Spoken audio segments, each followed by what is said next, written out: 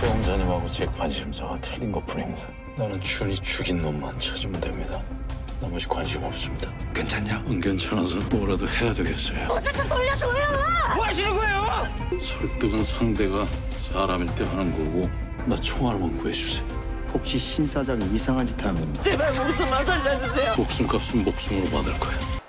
안녕하세요. 드라마를 분석하는 극장다방입니다. 이번 7화 예고편을 보고 진짜 충격받았어요. 지금까지 신 사장이 다양한 사건들을 해결하면서도 어느 정도 선은 지켰잖아요. 협상과 타협으로 문제를 풀어가는 모습이었는데 이번 예고편은 완전히 달랐어요. 신 사장이 지금까지 보여준 모든 모습을 벗어던지고 진짜 복수기가 되어버린 느낌이었거든요. 나는 준이 죽인 놈만 찾으면 됩니다. 나머지 관심 없습니다. 라는 대사를 들으면서 이건 더 이상 우리가 알던 신 사장이 아니구나 싶었어요. 항상 주변 사람들을 챙기고 피해자들을 위해 움직이던 그가 이제는 오직 아들의 복수에만 몰두하겠다고 선언하는 거잖아요. 그리고 가장 충격적이었던 건 나 총 하나만 구해주세요 라는 대사였어요. 말로 모든 걸 해결하던 협상 전문가가 총을 찾는다는 게 그가 얼마나 극단적인 상황으로 몰렸는지 보여주더라고요. 한석규 배우님의 텅 빈 눈빛도 너무 무서웠고요. 그럼 이번 7화 예고편에서 어떤 충격적인 이야기들이 펼쳐질지 하나하나 자세히 살펴볼게요. 예고편은 정말 섬뜩한 분위기로 시작해요. 신 사장의 차분하지만 냉정한 목소리가 깔리면서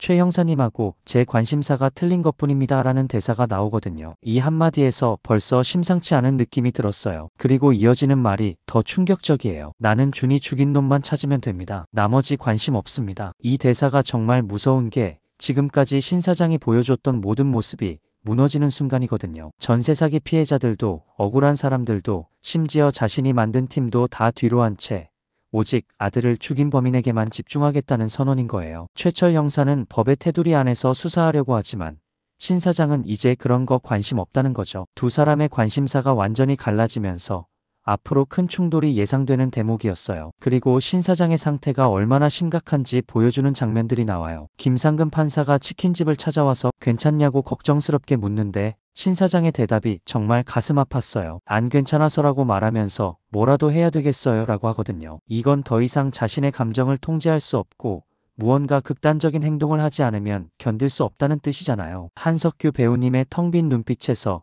그가 얼마나 무너져 있는지 확실하게 느껴졌어요. 한편으로는 전세 사기 피해자들이 여전히 고통받고 있어요. 보증금 돌려줘요 라고 외치는 피해자들의 목소리가 들리고 조필립이 뭐 하시는 거예요? 라고 말리는 장면이 나오는데 이게 너무 안타까운 거예요. 신 사장이 개인적인 복수에 몰두하는 동안 그가 도와야 할 사람들은 여전히 절박한 상황에 있는 거죠. 조필립 혼자서는 이 상황을 감당하기 힘들어 보이고 신 사장과의 갈등도 생길 것 같았어요. 그런데 예고편에서 가장 충격적인 부분은 바로 다음이었어요. 신 사장이 설득은 상대가 사람일 때 하는 거고라고 말하는 장면이 나오거든요. 이 대사를 듣는 순간 진짜 소름이 돋았어요. 지금까지 신 사장은 어떤 악당을 상대해도 협상과 설득으로 문제를 해결했잖아요. 그게 그의 가장 큰 무기였고 정체성이었는데 이제는 그 복수 대상을 아예 사람으로 취급하지 않겠다는 거예요. 협상도 타협도 대화도 없이 그냥 응징하겠다는 의미인 거죠. 그리고 더욱 충격적인 대사가 이어져요. 나 총 하나만 구해주세요. 이 말을 들으면서 진짜 믿을 수가 없었어요. 말로 모든 걸 해결하던 협상 전문가가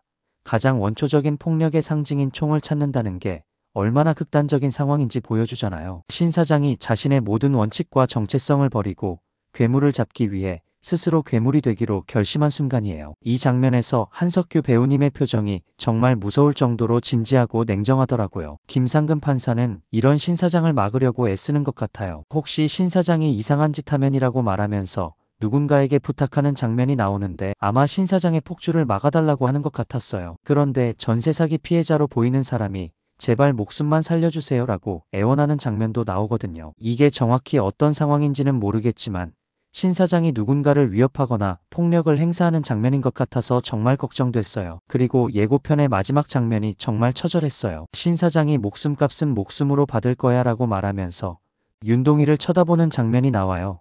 눈에는 눈, 이에는 이 방식의 가장 원초적인 복수를 실행하겠다는 거죠. 그리고 중요한 건 이 복수가 벌어지는 장소가 아마도 15년 전 아들 준이가 인질극으로 죽었던 바로 그 놀이터인 것 같다는 거예요. 아들과의 행복한 추억이 담긴 곳이자 가장 끔찍한 비극이 일어났던 그곳에서 복수를 끝내려는 신 사장의 처절한 심리가 느껴졌어요. 개인적으로 이번 예고편을 보면서 가장 마음 아팠던 건 신 사장이 완전히 혼자가 되어간다는 느낌이었어요. 김상근 판사는 걱정하고 조필립은 막으려 하고 주변 사람들 모두가 그의 폭주를 우려하는데 정작 신 사장은 그 누구의 말도 듣지 않고 복수의 길로만 달려가는 거잖아요. 협상의 신이었던 그가 이제는 말도 통하지 않는 복수기가 되어버린 모습이 너무 비극적이에요. 이번 7화 예고편을 보면서 신 사장 프로젝트가 완전히 다른 드라마로 변한 것 같은 느낌을 받았어요. 지금까지는 억울한 사람들을 돕고 악당들을 통쾌하게 응징하는 사이다 드라마였다면 이제는 한 남자의 처절한 복수극으로 바뀐 거잖아요. 그것도 모든 것을 잃을 각오를 하고 떠나는 외로운 복수의 길이요. 목숨값은 목숨으로 받을 거야 라는 신 사장의 마지막 대사가 계속 머릿속을 맴돌아요. 과연 그는 정말로 자신의 손으로 복수를 완성할까요? 아니면 마지막 순간 누군가가 그를 막아설까요? 그리고 복수를 끝낸 후 신 사장에게 남는 건 무엇일까요? 이 질문들이 너무 궁금하면서도 한편으로는 두렵기도 해요. 개인적으로는 김상근 판사나 조필립, 시온이가 신 사장을 다시 돌아오게 만들 수 있기를 바래요. 복수는 또 다른 비극을 낳을 뿐이니까요. 하지만 15년 동안 아들의 죽음을 가슴에 묻고 살아온 신 사장의 고통을 생각하면 그의 선택을 쉽게 비난할 수도 없을 것 같고요. 우리 모두 설레는 마음으로 7화 본방사수 잊지 말자고요. 오늘 저 극장다방의 예고편 분석이 마음에 드셨다면 구독, 좋아요 부탁드립니다. 지금까지 여러분의 드라마 동반자 극장다방이었습니다.